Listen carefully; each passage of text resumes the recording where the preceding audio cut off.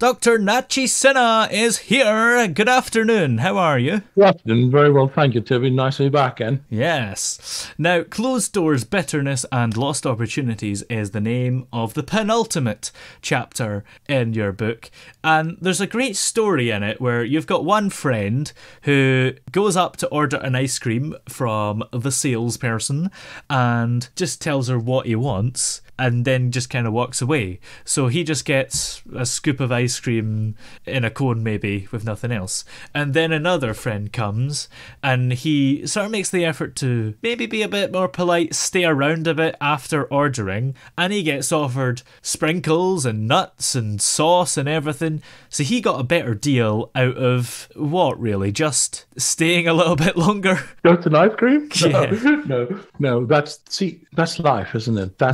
So how do we get a better deal out of life, and why was that important to understand? Because what happens is that of course, we're only human beings, and let's say I go through a bad experience, whatever it is, bad meeting or difficult conversation with somebody, and I'm kind of in it, and I'm feeling that way or in that mood, and so I'm wearing a certain sort of filter, right? And I'm looking at things around in that way. But what I've forgotten is that the reason I feel that way is not because of what's happening right now, but the reason I feel that way is because of what happened then, which could have been an hour ago, 2 hours ago, or 2 months ago, or a year ago. So why is that relevant? That's relevant because something that happened that time is now still having an impact on me, in my ability to live my life, and how I'm not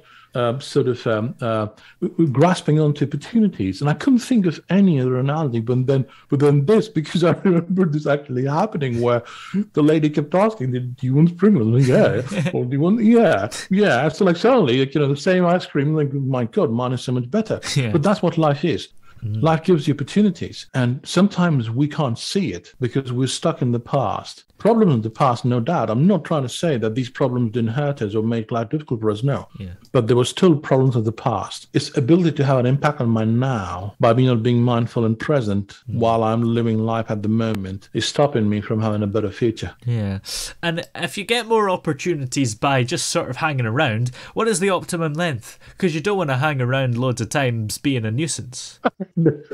No. Hanging around, that's an excellent question. Hanging around, would be the analogy to sort of be present emotionally and mentally. For example, let's say meeting number 1 was really bad, right? And I'm like in a terrible mood. And then I walk in meeting number 2, where something important was being discussed. But I'm not present there. I'm still present in the previous meeting. I'm still thinking about that. So I haven't let go of the emotion that the previous experience made me feel. So I walk in that mood in the next opportunity, then I won't see anything because my mind is already clouded. And the worst bit is that if you would ask me, well, Nachi, did you go to that meeting? I say, yeah. What an amazing thing that came up. I wouldn't even see it then.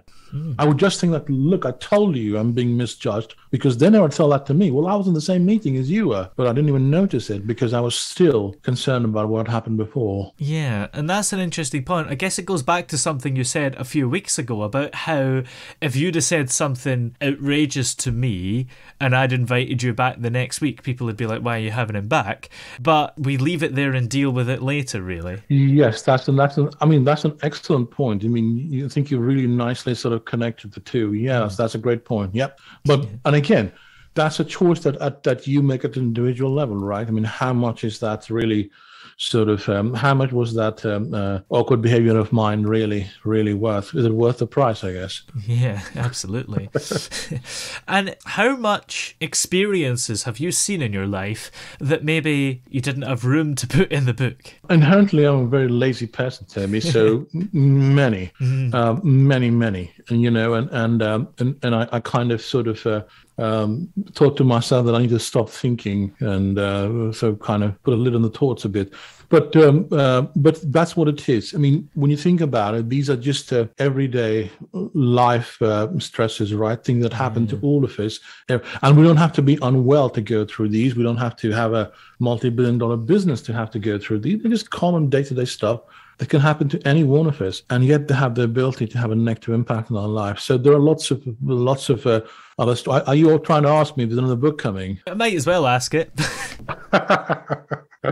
No, I mean, there are quite a few ideas floating around, but like I said, I mean, my idea was to keep it as small as possible. So an idea, taking it and kind of chiseling it away, and still making it understandable and an easy read. For example, in the book, not in the Kindle or ebook edition. I mean.